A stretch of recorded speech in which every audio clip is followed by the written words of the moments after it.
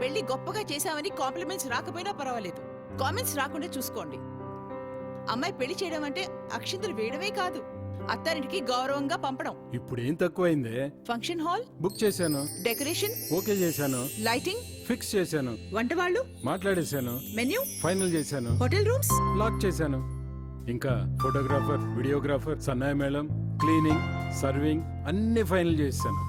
ఒక్కళ్ళే ఇవన్నీ ఎలా చేశారండి? ఇదిగో ఇలా గౌతమ్ గ్రాండ్ హోటల్.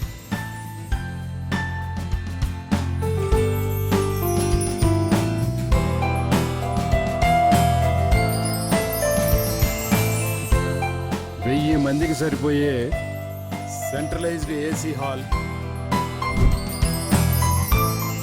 పెళ్లివారి విడిదికి విలాసవంతమైన రూమ్స్, రుచితో పాటు శుచి శుభ్రతకు ప్రాధాన్యమిచ్చే విశాలమైన కిచెన్, చాలా అనుభవంతో చక్కటి రుచులు అందించే నలభీముల్లాంటి వంటవాళ్ళు, మన గౌరవాన్ని కాపాడే స్టాఫ్.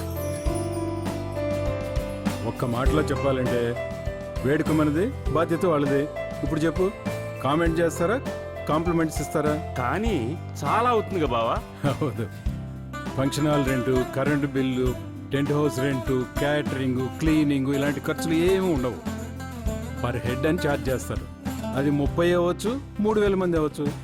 అమ్మాయిని అత్తారింటికి గౌరవంగానే కాదే గర్వంగా పంపుదాం, సరేనా?